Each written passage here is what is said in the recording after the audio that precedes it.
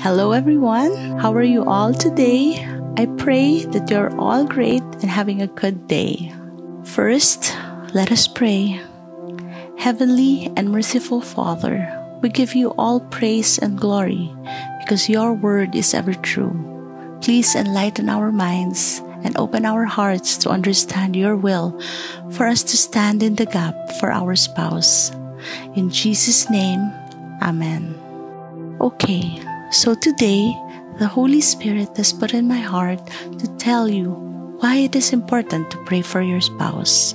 We all know that marriage is an institution ordained by God from the very beginning.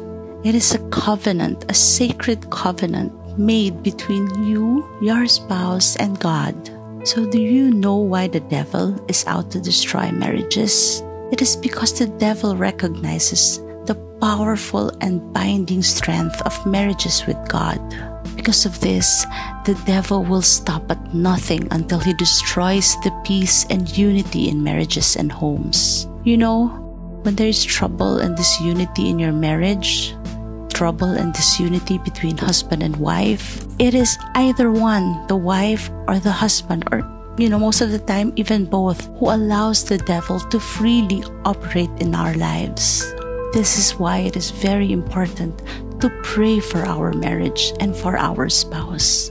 God is the only one who can help us keep our marriage intact. There is no weapon more powerful than prayer.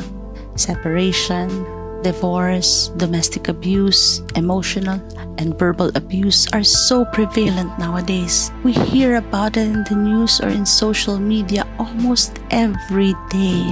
So it is utmost important that we hand our spouses and our marriages over to God daily. Our spouse needs strength and courage every day because marriage is hard work. We have to sacrifice for our marriage every day. It's a daily work. It's a daily walk with the Lord. I know sometimes it can be very, very tiring. We can get overwhelmed. Guys, it's not only us who feels this way. Our spouses feel the same way too. This is why we need to not only pray for ourselves, but to also pray for our spouse as well. When you see and you feel something is different with your spouse, when you feel something is off, when you feel like you don't know your spouse anymore, like he's a different person, do not go to others or do not make the mistake and think that you can figure it out yourselves, and worse, that you can fix it yourselves. No, there is nothing that you can do in the flesh. Always bring it to God. Surrender your spouse at the foot of the cross of Jesus Christ. Cry out to God and ask Him to help you. Ask Him to fix it for you. Because whatever the issues are, they can never be bigger than God. In Philippians 4 verse 6, it says, "Be anxious for nothing, but in everything, by prayer and supplication, with thanksgiving, let your requests be known to God." Guys, this is an invitation. This is a reminder for us that we should not worry about anything, because we should know that we have a God, a very good and faithful God, who we can go to and surrender everything to Him. Let your requests be known to God. Another reason why we need to pray for our spouse every day is because it also strengthens our relationship with God. It's an everyday relationship with the Lord. God is big enough to save you, powerful enough to change your spouse, and loving enough to restore your marriage. But you are not. I know I am not. We put our trust in the Lord. We put our trust in Him. Believe that prayers can make your spouse and your marriage better. God works in our hearts.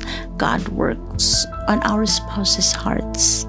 So whatever the issues are, they cannot be bigger than our God. Take note, guys, that when we pray for your spouse, or when you pray for your spouse, do not just pray about them, but pray for them.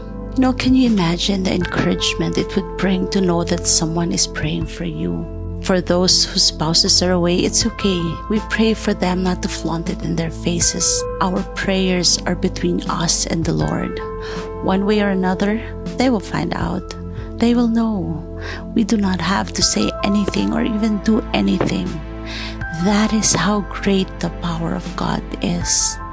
I mentioned in my past videos, that even if, my spouse and I are separated, or, even if you're divorced, that you should always live as a married person, as a wife or as a husband. And prayer is one way in which all three roles of a spouse are performed: as a friend, as a partner, and lover. All these are expressed by praying for our spouse. So now that we know why it is so important to pray for our spouse every day, we then ask, how should we be praying for them? So personally, this is how I pray for my spouse. This is how my prayers are to God. I hope that this can give you some insights and tips on how you can also pray for your spouse. Maybe you can take one or two or all of them with you. First, I thank God for my spouse. I tell God how grateful I am for giving me my spouse. Think of all the happy and good times you had with your spouse. Remember the reasons why you fell in love with your spouse. In the beginning, this is going to be hard because all you can think about is the pain. That's all you feel. Your thoughts and your feelings overwhelm you. And it is hard. It's really hard to pray for someone who hurt you, for someone who betrayed you. But guys, remember the reasons why you fell in love with your spouse. Remember all the happy times that you spent with him. And remember why you married him in the first place. This will put you in a position of gratitude, a position wherein you're very thankful to the Lord, a position that will remind you why you stand and why you have to stand for your spouse. I also intercede for my spouse. Maybe it's best to write down your spouse's weaknesses and struggles. Guys, remember, whatever the circumstance, try to understand what is going on in your spouse's life and lift your concerns about your spouse to God. Tell God, the things that weaken him, the things that open him up to temptations. Lift it all to God, because God knows what to do.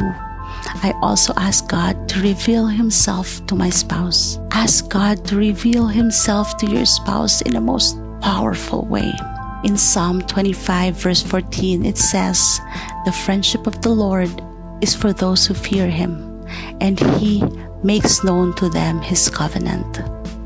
Guys, you would want your spouse's eyes to be opened, for the scales to be removed, for him to see the Lord and the Lord's covenant. So another thing I do is I pray scriptures over my husband and our marriage. I remind God his promises by quoting scriptures during my prayers. I cast away evil spirits who have strongholds on me, my husband, and our marriage. And I always declare victory over Satan in Jesus' most powerful and mighty name. So do this, guys. Do this. I do this every day. And I really encourage you to try it too, and to do it every day. The last is, I think this is one of the most important things that I do when I pray. I ask God every day to make me a better person, to show me my weaknesses and to help me change. Because no matter who you are, you have weaknesses which can always be improved. We all know nobody is perfect. I definitely know I am not. So asking God to make me a better person will challenge me, my heart, to want to know God more, to listen to him, to seek him, and to allow him to change me. So I greatly encourage you all to pray for your spouse. Pray from a position of gratitude with a spirit of praise, love, and sincerity. Pray from your heart and believe in your prayers. Believe that God heard you and that your prayers are answered. Guys, life is hard. We all know this. We all have struggles. We go through dark valleys in our lives. We are all faced with challenges every day. We have to loosen our grip. This is one thing that we have to know, because we cannot do it all on our own. We cannot even do it at all.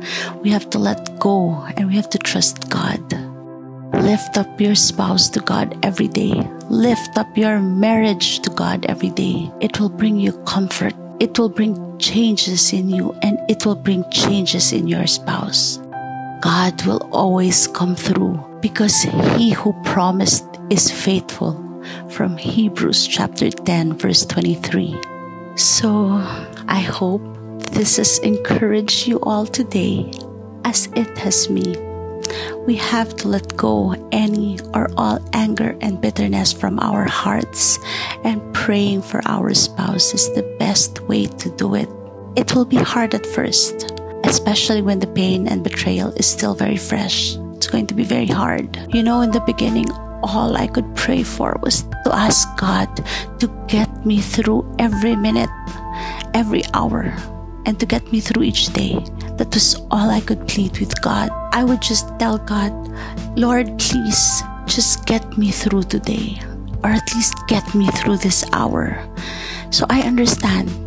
At first it will be hard, but try, guys, because this is how I was able to get through, and I'm getting through my every day, and it's been a year. The best way to heal from it is by praying, and praying for your spouse will bring you so much healing and peace. Again, thank you very much for being with me. I hope that this has blessed you as it has blessed me today. Thank you, guys, and I am praying for all of you. I'm praying for all of our marriages, and God bless you all. Please don't forget to hit subscribe and like this video so we can be together again soon. Also, don't forget to hit the notification bell too. Thank you, guys, and bye-bye.